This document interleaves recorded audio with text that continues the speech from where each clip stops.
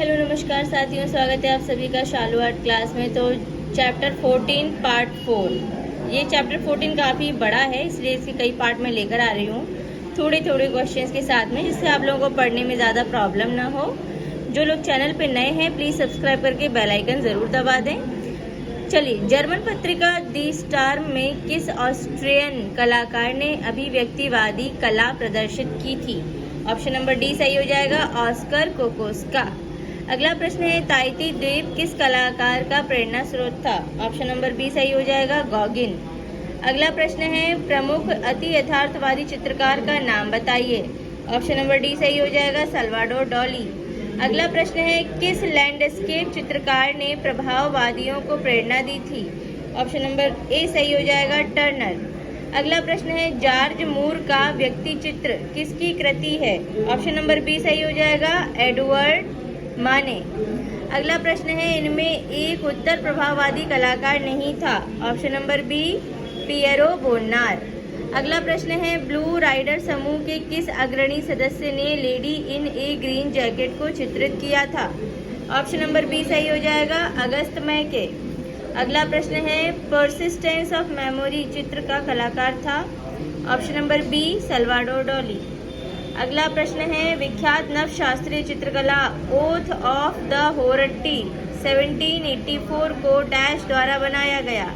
Option number D, Jacques Louis David. अगला प्रश्न है, टर्नर किसके लिए जाने जाते हैं? ऑप्शन नंबर बी, भूदृश्य चित्रकार। अगला प्रश्न है, अभिव्यक्तिवादी कलाकारों ने भौतिक वास्तविकता के बजाय डैश का अर्थ व्यक्त करने की मांग की? ऑप्शन नंबर सी, भावनात्मक अनुभव।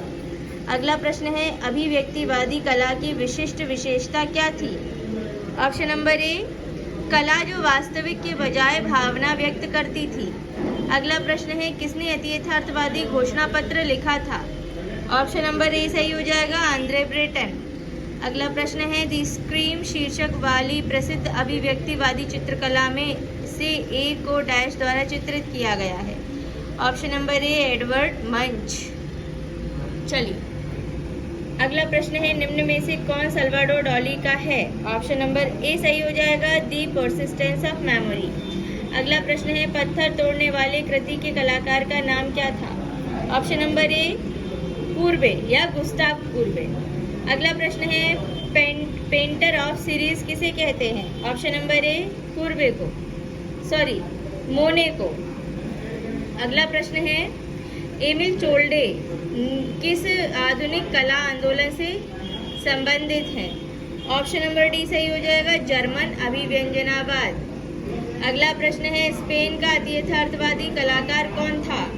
ऑप्शन नंबर ए सही हो जाएगा, सल्वाडोर डॉली। अगला प्रश्न है, द ब्लू राइडर समूह के संस्थापक सदस्य में से एक का नाम बताएं? यहाँ पे ऑप्शन नंबर सी सही हो जाएगा, फ्रांज मार्क।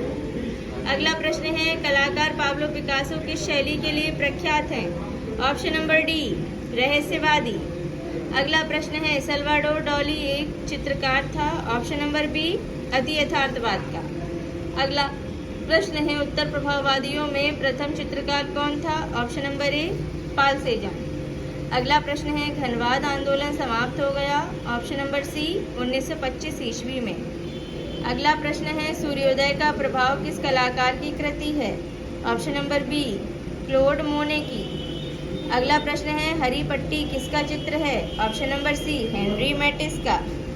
अगला प्रश्न है, सल्वाडोर डॉली के उल्लेखनीय कार्य परसिस्टेंस ऑफ मेमोरी का माध्यम क्या है? ऑप्शन नंबर डी, तैलचित्र। अगला प्रश्न है, हेनरी मैटिस एक डैश कलाकार हैं? ऑप्शन नंबर डी, फाववादी, इन्हें जंगलवादी भी बोलते हैं।